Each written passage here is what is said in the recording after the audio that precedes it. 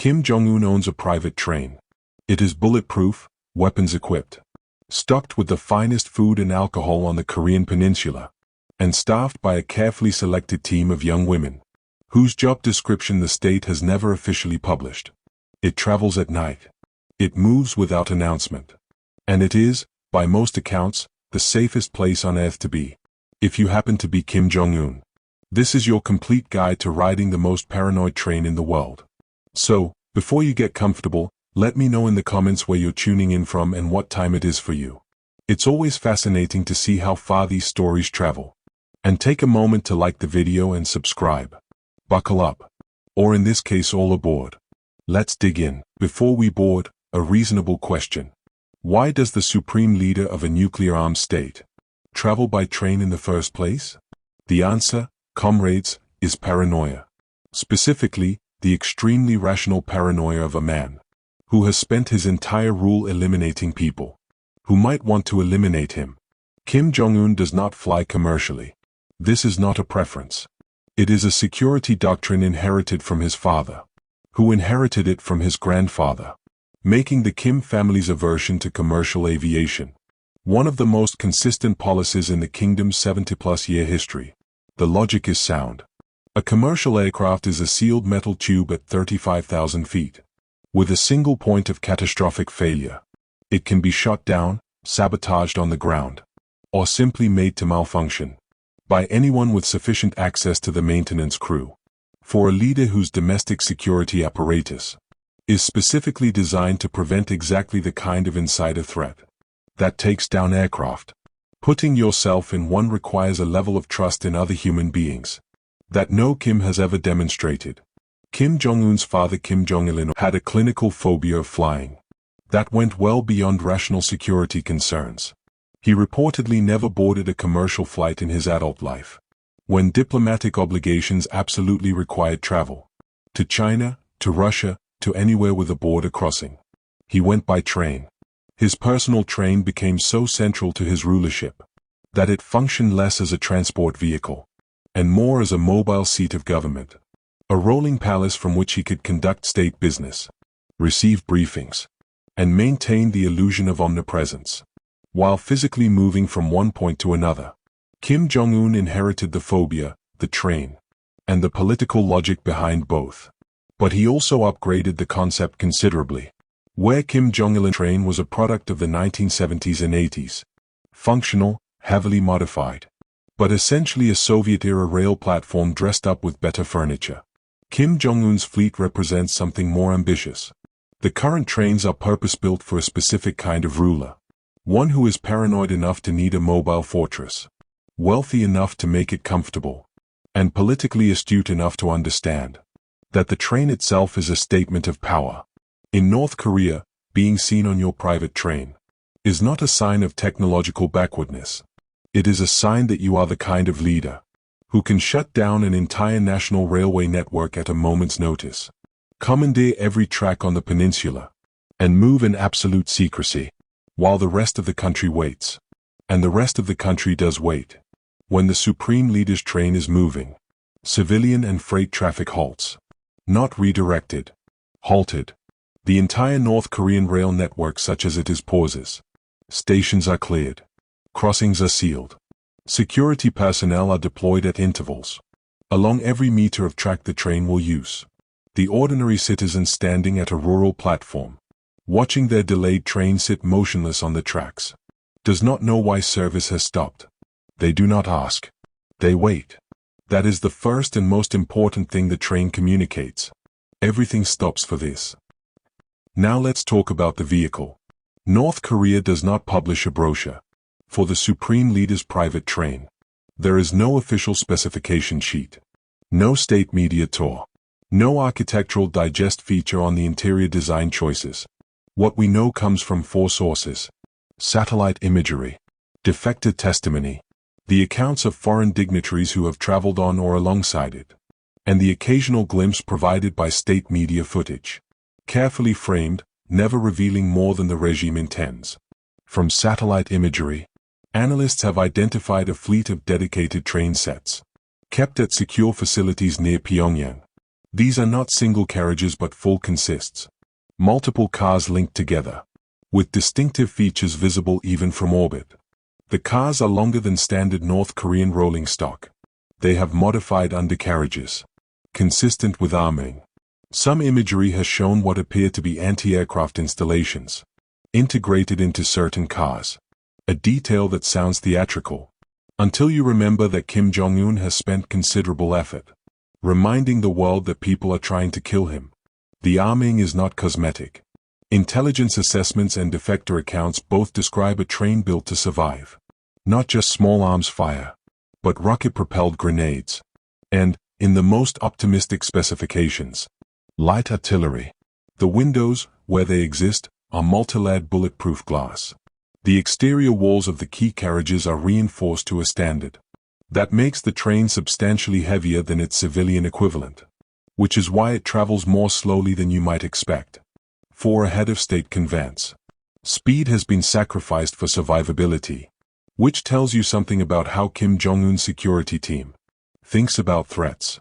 There are reportedly between 90 and 100 carriages in the full fleet, though not all travel together on any single journey. A typical operational movement uses a subset of cars, assembled specifically for that trip, with composition varying depending on destination, duration, and who is traveling. The core consists include a command carriage, which functions as a mobile situation room, based on defector descriptions and the occasional state media glimpse. This space includes communications equipment, briefing facilities, and the capacity to receive and transmit classified information. The supreme leader does not go off the grid when he travels. He brings the grid with him. A working carriage, which serves as Kim Jong-un's mobile office. Conference table. Formal seating for receiving briefings and conducting meetings. The infrastructure of governance packed into a rail car.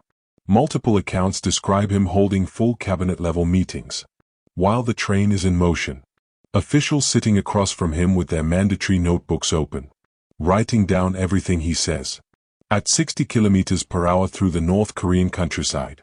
Residential carriages, which, based on the most detailed defector accounts, are furnished to a standard that would be unremarkable in a European luxury hotel, but is approximately 300 levels above anything available to the average North Korean citizen. Proper beds rather than berths. A bathroom with functioning hot water, not guaranteed in most of the country's hotels. Climate control. Imported furniture. The specific interior details vary by account, but the consistent picture is of a space designed for comfort, by someone who has never had to think about cost. A dining carriage. And this deserves its own section, so we will return to it. A medical carriage. Staffed with physicians and equipped with emergency surgical capability. Kim Jong-un does not travel anywhere without the capacity to perform basic surgery within the vehicle. This is not hypochondria.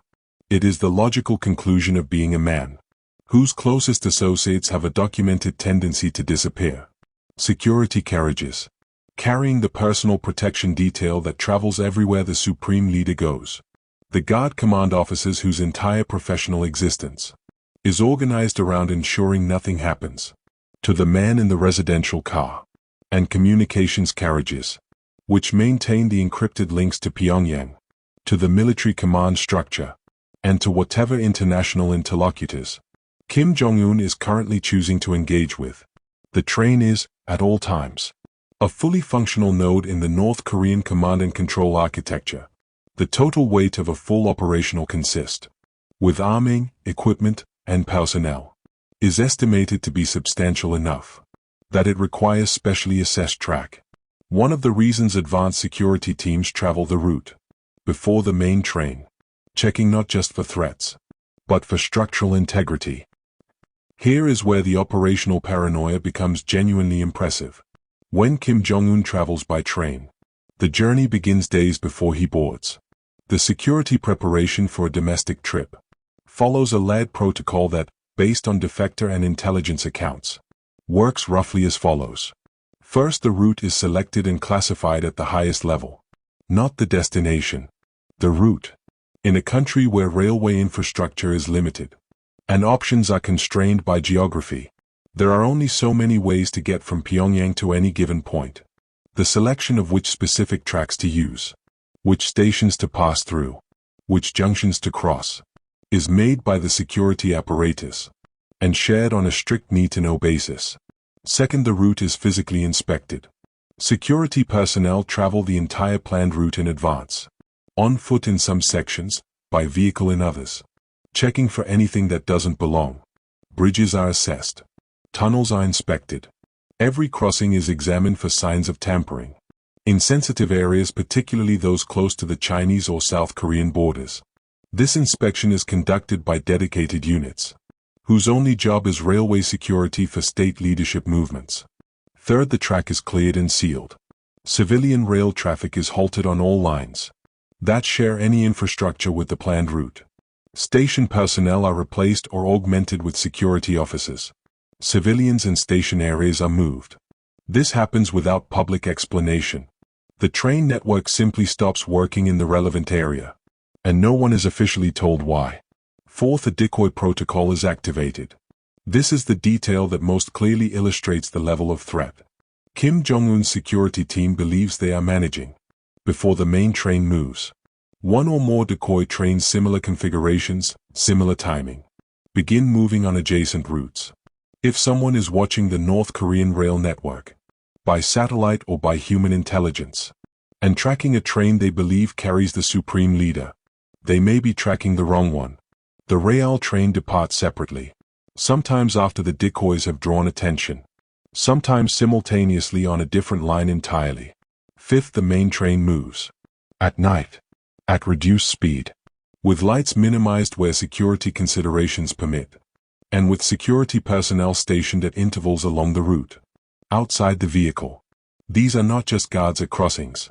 They are human checkpoints, standing in position along stretches of empty North Korean countryside, in the dark, watching a train pass, that they are not allowed to acknowledge or discuss. The whole operation, for a domestic journey, involves hundreds of people, and almost none of them know the full picture of what they are protecting, where it is going, or when it will arrive. This is not an efficiency. This is the operational security principle, that the safest secret is the one where no single person has enough information to compromise it. The guard at kilometer marker 47 knows his post and his shift. He does not know the destination, the departure time, or in some cases, that the movement is for the supreme leader at all. He knows to stand there and watch. For international journeys, specifically the trips to China and Russia that have made global news, the protocol is similar but more complex, requiring coordination with foreign security services, and presenting the additional challenge of moving a very recognizable train across a border, in a way that doesn't immediately signal to satellite operators what is happening. When Kim Jong-un traveled to Singapore in 2018 to meet Donald Trump, he flew, the first time a Kim had taken a commercial flight, for an international summit in decades. The security calculation for that trip apparently concluded that a commercial aircraft, with the full control of the Singapore aviation environment, was safer than attempting to run the train protocol across Chinese territory all the way to Southeast Asia. It was a revealing exception. The one time the train was abandoned was when the destination was simply too far for the paranoia infrastructure to follow. For the trips to Moscow and Beijing that came later, the train returned. Because the train, for Kim Jong-un, is not just transport. It is home. We need to talk about the food. The dining arrangements on Kim Jong-un's train, based on multiple accounts from defectors and foreign visitors, who have eaten with or near him, are extraordinary. Not just by North Korean standards, which would be a very low bar, by any reasonable international benchmark. Kim Jong-un is, by all available evidence, a man who takes food seriously. This is not a criticism. It is a documented aspect of his character that has strategic implications for how the train operates. The dining car is stocked before departure, with imported goods assembled specifically for the journey. Japanese seafood, sushi-grade fish sourced through intermediaries, who don't ask questions about sanctions. French wines and cognac. Swiss cheese. Imported fruits unavailable to ordinary North Koreans. and a rotating selection of prepared dishes. Managed by a kitchen staff traveling in a dedicated galley car. The kitchen operates under conditions that would be challenging even in a stationary restaurant, preparing multi-course meals for the supreme leader and his traveling party, while the entire facility moves at 60 kilometers per hour through North Korean terrain of variable quality. Rail travel in North Korea is not the smooth, high-speed experience available in Japan or France. The tracks are old, the maintenance inconsistent, and the reduction in speed required by the train's armored weight still leaves a ride that is noticeably different from a maglev. The kitchen staff manages this. They have to. A poorly prepared meal is not a customer service failure on this train. It is a political event. Kim Jong-un's personal food tasters travel with him, a practice inherited from his father and grandfather, rooted in the entirely reasonable concern that someone might try to poison him. Every dish served to the supreme leader is checked before it reaches him. This adds a layer to the kitchen operation. Food must be prepared far enough in advance to allow for testing, but not so far in advance that quality degrades. On a moving train, in a galley kitchen, for a man who notices if the sushi isn't fresh, the alcohol selection deserves mention. Kim Jong-un has well-documented tastes in cognac, specifically Hennessy Paradis, a bottle of which retails for approximately $2,000. North Korea reportedly imports hundreds of thousands of dollars worth of Hennessy annually, a figure that appears in UN sanctions monitoring reports, with the kind of deadpan factual presentation that is somehow more devastating than any editorial comment. The train carries a selection. It is not the cheap stuff. Foreign leaders who have dined with Kim Jong-un, primarily Chinese officials and a handful of others, who have had extended access, consistently describe a host who is knowledgeable about food, attentive to what his guests are eating, and capable of sustained, specific conversation about cuisine. This is a man who was educated in Switzerland, who has access to anything money can import, and who has apparently used both to develop genuine opinions about what good food tastes like. On the train, dining is also a political instrument. Who sits at the table? In which seat? For which courses? Is a legible map of current favor and current standing. An official who has been receiving full dinner invitations, and suddenly finds himself eating earlier, or in a different car, or with the secondary party rather than the primary table, has received information. The meal communicates what the words have not yet said. Now we arrive at the part of the guide that requires the most careful handling. Comrades, the women who staff Kim Jong-un's private train are not, strictly speaking, conductors. That title is a Western media shorthand for a role that is simultaneously more specific, more prestigious within the kingdom's hierarchy, and considerably more complicated than the job title suggests. To understand who these women are, you first need to understand the Gipyeongjo, which translates roughly as the Pleasure Brigade or Joy Division, a system established under Kim Il-sung and refined under Kim Jong-il that involved the selection of young women from across North Korea for roles in the personal service of the supreme leadership. The Gipyeongjo was not a secret within North Korea, though its specific operations were never publicly discussed. It was understood in the way that many things in the kingdom are understood, without being said, that exceptionally attractive young women, from good songbun backgrounds, might be selected during their school years for a path that led to direct service to the Kim family. This selection was presented as an honor. Families were told their daughters had been chosen for special work. The alternative framing was not available. The women selected for train service represent a specific subset of this broader system, those assigned to the operational and hospitality functions of the supreme leader's travel infrastructure. Their roles include genuine operational duties, managing the logistics of the journey, coordinating between cars, handling communications and scheduling. They are trained professionals in the specific environment of the train, not decorative additions to the furniture. They are also young, consistently, across all accounts, younger than 30 at the time of selection. They are selected for appearance as well as capability. They are trained in etiquette, in discretion above all, and in the particular skill of anticipating what a man who has never had to ask for anything might want before he asks. Defector accounts.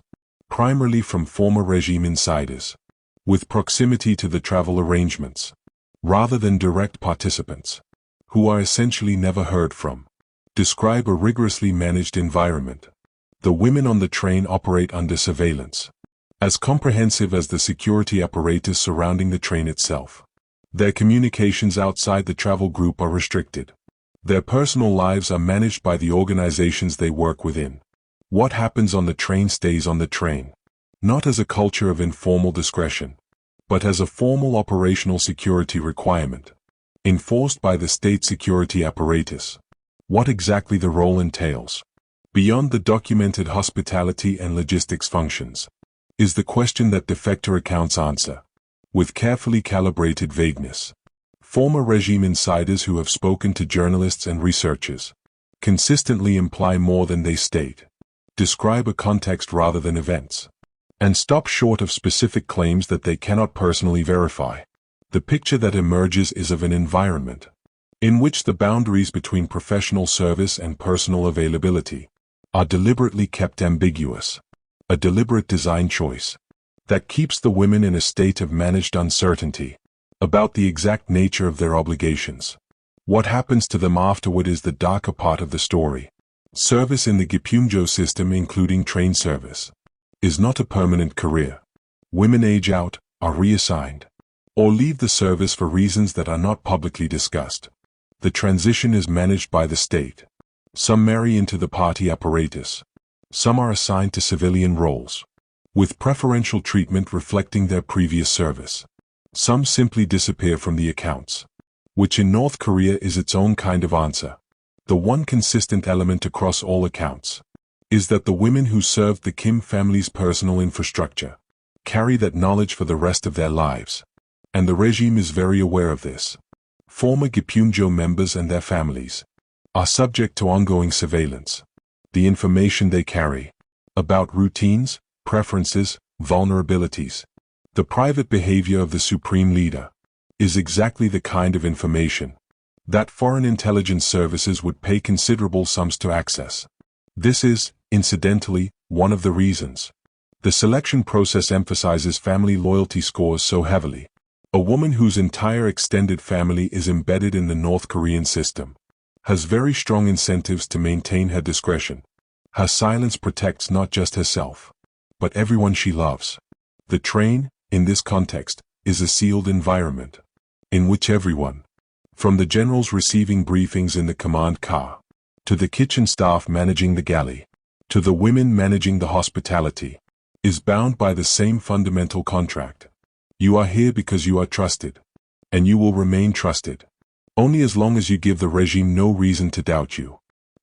The train has made headlines twice in recent years. 4 journeys that went beyond North Korea's borders. And both trips tell you something important about Kim Jong-un's strategic calculations. The first was his visit to China in March 2018, his first foreign trip since taking power 7 years earlier, and the one that ended North Korea's years of international isolation.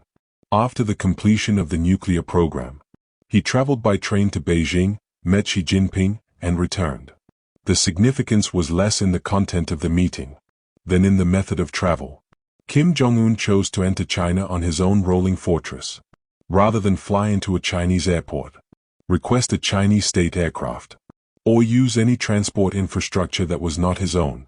Even in the act of diplomatic engagement, the control of his physical environment was non-negotiable.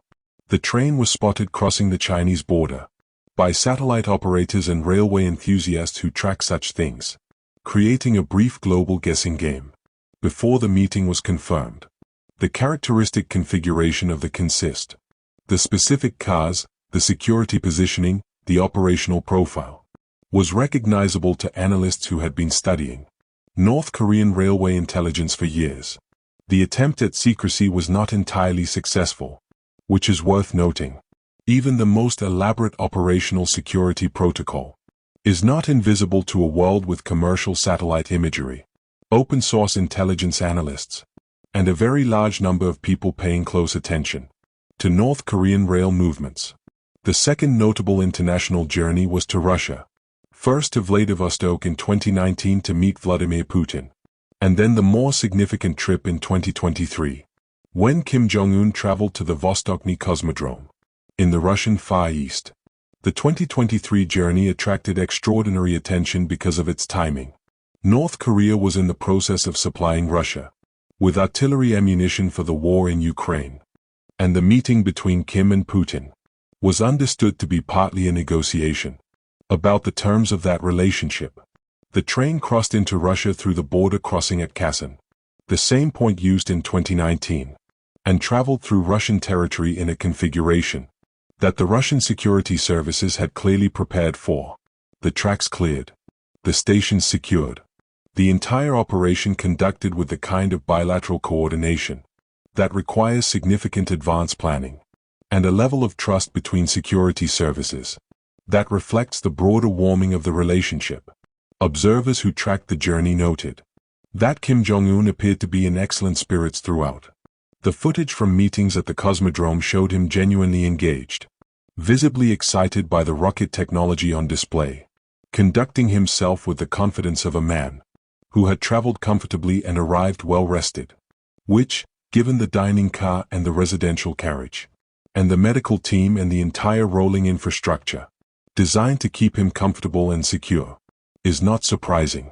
The train works. It is expensive, operationally complex, slow by modern standards, and requires the temporary paralysis of an entire national rail network every time it moves. But it works. Kim Jong-un arrives at his destinations in controlled comfort, having slept in his own bed, eaten food prepared by his own kitchen, been briefed in his own command car, and spent the journey in an environment where every single person is vetted, monitored, and professionally committed to his safety. For a man who trusts essentially no one, that is the closest thing to relaxation available.